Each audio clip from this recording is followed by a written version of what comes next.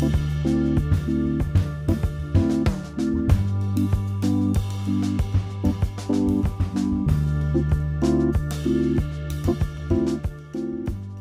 moral des industriels est étonnamment bon. En mars dernier, il atteint son plus haut niveau depuis 3 ans et il se repositionne ainsi sur sa base d'avant-crise. Mieux, l'avenir semble radieux. Selon les chefs d'entreprise, les perspectives de production sont à un sommet depuis 35 ans, c'est-à-dire 1976, date du début de l'enquête. Il est vrai que la production industrielle était en janvier en hausse de près de 7% par rapport au même mois de l'année précédente. Et elle se situe sur une pente ascendante depuis 1 an. Signe le plus évident de cette embellie printanière, les trésoreries sont très confortables. D'abord celles des grands groupes, mais pas seulement, puisque près de 9 industriels sur 10 déclarent n'avoir aucune difficulté de trésorerie. Et pourtant, à y regarder de plus près, ces enquêtes ne mesurent pas les dégâts causés par la récession sur le tissu industriel. Or, la multiplication des défaillances a abaissé notre potentiel de production. En d'autres termes, une partie des capacités de production de l'industrie manufacturière a été détruite pendant la crise. La production industrielle est certes en hausse de près de 13% depuis son point bas d'avril 2009, mais elle reste inférieure encore de 10% à son niveau du début 2008 et elle a simplement retrouvé sa valeur de la fin 97.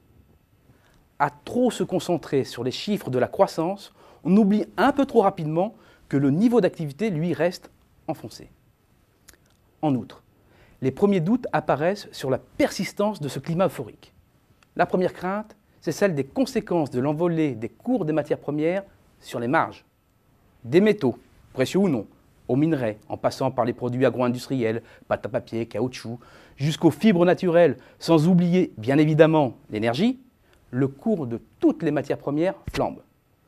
Depuis janvier 2010, le prix de l'aluminium s'est élevé de 13%, celui de cuivre de 29%, le Brent de 49%, jusqu'à la progression record de 156% établie par le coton. À l'évidence, les coûts d'approvisionnement vont lourdement peser dans les comptes des entreprises en 2011. Et la question centrale, cette année, va être celle de la capacité des industriels à répercuter à leurs clients toute ou partie de la hausse subie. Et l'exemple de l'agroalimentaire ne pousse pas un excès d'optimisme en la matière. L'envolée des prix des matières premières agricoles, conjuguée à la hausse de l'énergie et des emballages, ont rendu plus âpres les négociations avec la grande distribution. Au terme de discussions très animées, les attentes des professionnels ont été déçues avec des hausses de prix de 2% maximum. Très simplement, selon les représentants de la profession, cela signifie que les industries agroalimentaires ont dû prendre à leur charge 60% des augmentations des matières premières. Pour l'industrie manufacturière, la situation est à peine moins délicate. Certes, les prix à la production évoluent désormais sur un rythme supérieur à 5%. C'est conséquent, mais certainement pas assez pour éviter un pincement des marges. Seule solution, faire pression en amont sur les fournisseurs et sur la masse salariale. À ce choc sur les matières premières est venu s'ajouter celui des répercussions des catastrophes au Japon. Moins d'1 mois après le séisme, le tsunami et la crise nucléaire, les ruptures d'approvisionnement de composants électroniques se font déjà sentir chez de nombreux intégrateurs dans des secteurs aussi divers que l'automobile, les télécommunications mobiles, l'informatique et même l'industrie photovoltaïque. Du côté des constructeurs automobiles, certaines chaînes de montage ont tourné au ralenti courant mars quand elles n'ont pas été à l'arrêt. Peugeot, par exemple, a été contraint de réduire la production d'une partie de ses usines européennes pour s'adapter au risque de pénurie d'un composant de moteur diesel fabriqué par Hitachi. La production à Poissy et Aulnay en France, Vigo et Madrid en Espagne ou Trnava en Slovaquie est tombée à 40-50% des capacités. Les usines de Sochaux, Mulhouse et Cévennes-Nord, près de Valenciennes, tournent quant à elles à environ 75% de leur charge. C'est une brutale prise de conscience des limites de la gestion en flux tendu ou du zéro stock. Le moindre grain de sable ou assèchement brutal des approvisionnements et les cadences de production chutent. Cela illustre aussi les conséquences de la complexité des chaînes de valeur à l'échelle mondiale. À la recherche des coûts les plus bas, les entreprises ont fragmenté leur activité entre les pays au risque de voir tout leur équilibre bouleversé en cas de défaillance d'un des maillons de la chaîne. C'est très clairement la situation qui se dessine aujourd'hui. Le risque encouru au niveau national est bien évidemment celui d'un coup d'arrêt au nouvel élan industriel. Il serait fatal à notre croissance, car il ne faudra pas compter cette année sur une quelconque accélération des dépenses des ménages.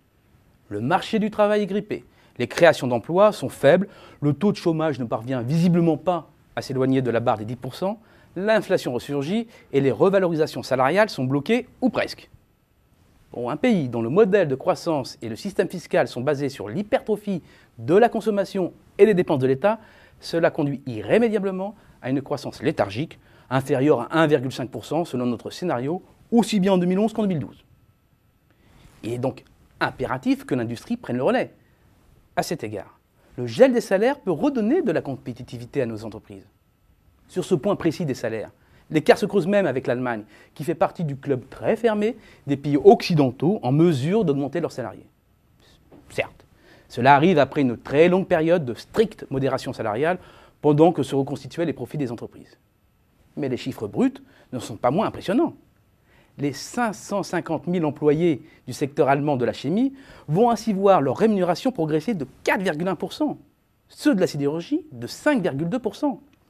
Volkswagen et le syndicat allemand IG Metall se sont mis d'accord sur une hausse des salaires de 3,2% au 1er mai et une prime exceptionnelle de 500 €, des mesures qui bénéficieront à environ 100 000 employés.